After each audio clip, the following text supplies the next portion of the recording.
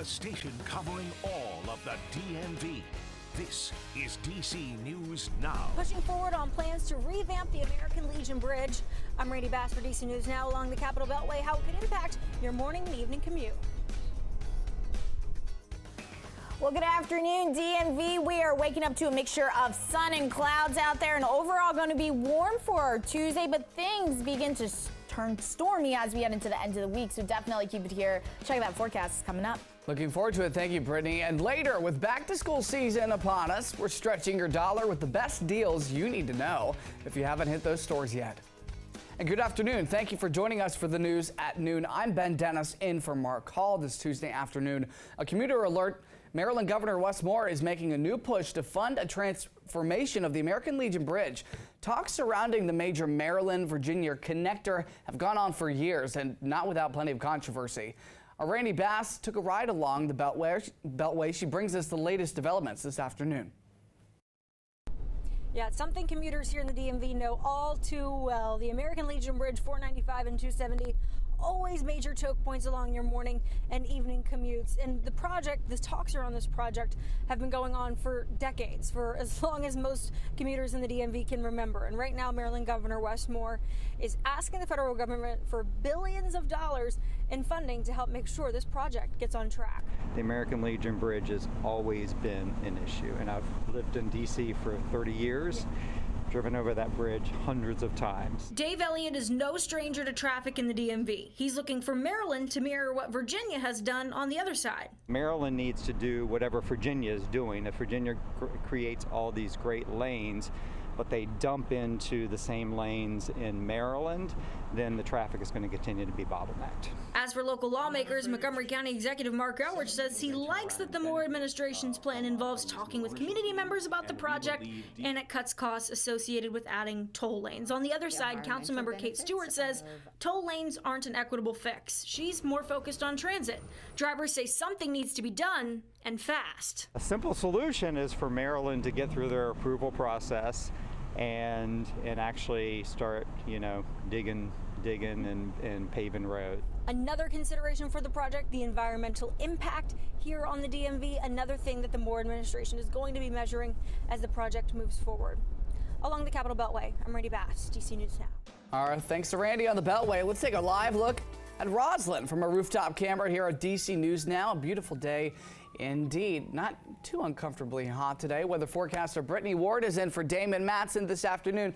Brittany, right now at the lunch hour, it's feeling much less muggy than it was this time yesterday, right? Yes, we are going to be seeing some comfortable conditions out there. Still going to be warm, but it's not going to be as hot as what we saw yesterday. Take a look right now at satellite and radar, Ben. We are seeing a mixture of sun and clouds throughout the entire DMV. That's going to be the trend heading into your Tuesday. So stepping out the door right now to head to lunch. It's fairly warm out there, very comfortable. 79 is the current temperature here in the nation's capital. Lower 80s as you head over there to Manassas and Fredericksburg. Then you head further off into the higher terrain. 75 is the current temperature in Winchester. 74 as you head over there to Martinsburg. Now, like I mentioned earlier, it's going to be yet another warm day. Not as hot though as what we saw yesterday, as highs will be struggling to get out of the 80s. 84 is expected to be the high in the nation's capital. 86 as you head over there to Fredericksburg, Virginia.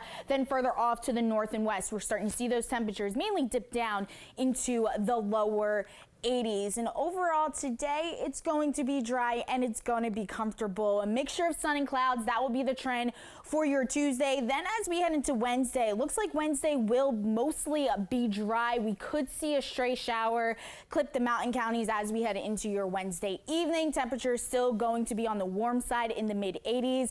Then by Thursday, that's when we are tracking a few storms that could roll their way into the DMV. A little bit hotter as highs will be getting into the upper 80s. And it looks like we keep those storm chances in the forecast as we end out your work week. So definitely keep it here. A check of that 7-day forecast is coming up. So some good weather to look forward to. Thank you, Brittany. Happening now, a construction project could soon slow down drivers in Prince George's County. Crews are repairing the route on one bridge over the Capitol Beltway in College Park. Drivers can expect overnight ramp closures and detours within the interchange.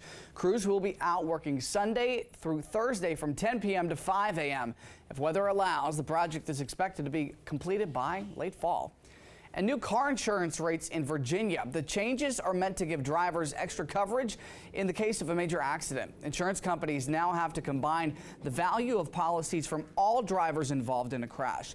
That means if you have a $250,000 policy and the other driver has a $50,000 policy, you have a combined coverage of $300,000. In the past, your insurance could deduct the amount paid by the other driver's policy from their final payment. However, the change is causing premiums to rise since companies may be forced to pay out more. The difference in premium literally is maybe 1.5% on this one that we were looking at today. With total premium for the year was, I want to say, $3,200, and with the new coverage, and if you elected to take the old version of it, it was just under $3,000. Experts say customers should consult their insurance agent before making changes to their existing policy. And the cost of supplying gas to your home could get more expensive for some people living in Hagerstown and Cumberland. The Maryland Public Service Commission says it's considering a request from Columbia Gas for a possible rate increase. Columbia Gas made a request to raise those rates back in May. The company says the higher prices would combat the price of upgrades and maintenance. The average rate for customers right now is about $100 a month. If the increase is approved, customers would see about $14 added to their bill every month. Some customers say the hike will really hurt their wallets. Meantime, officials at Washington Gas say that there are options to help you save. I mean, there's other people around that do have gas and are on fixed income. So I have a lot of friends that are in their 70s, and it's kind of hard for them now. Columbia Gas offers a wide array of assistance and energy efficiency programs to help customers save money and energy. And state officials will be hosting public hearings tonight and tomorrow to hear from Columbia Gas customers. Both of those start at 7 p.m.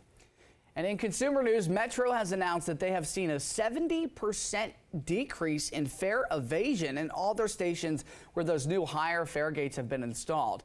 According to Metro, the number of no-tap cases has gone down, with the most noticeable at the Addison Road station, where the percentage of fare avoiders have gone from 39% to 11%.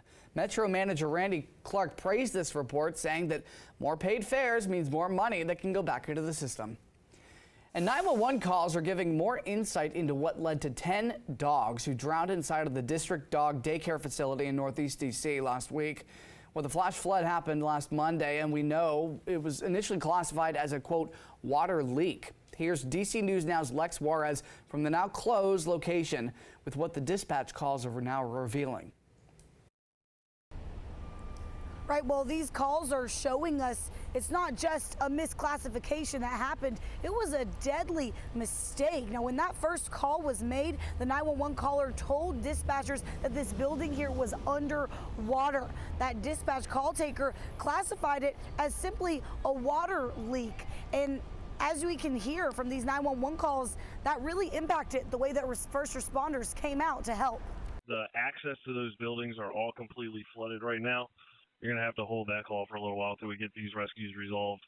Well, that was the response from first responders to the first two calls that were made to dispatch. Both of those came from employees who were watching over the facility's webcams in horror as the water filled up the building. Now, it wasn't until a third person who was inside the district dogs here called and said they were trapped in water above their heads that a water rescue was dispatched. That was 16 minutes after the first call was made.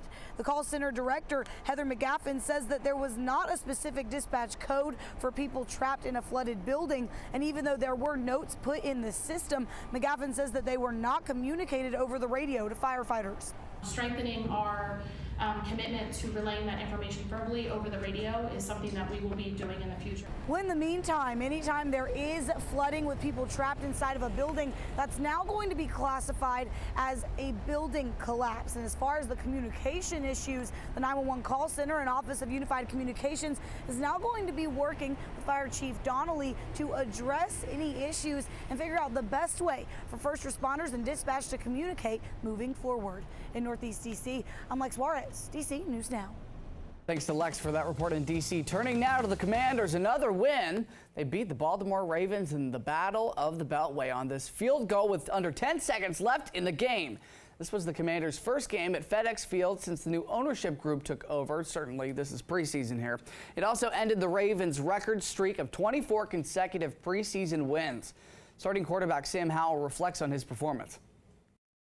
I thought it was all right. I thought we did some good things. I thought there was a lot of things that we could have done a better job of, things I could have done a better job of. You know, I took 2 bad sacks that were my fault, so would like to not have those plays. But, you know, I'm proud of my guys. We kept fighting. We're able to put some good drives together. And the Burgundy and Gold takes on the Bengals in their next preseason game Saturday.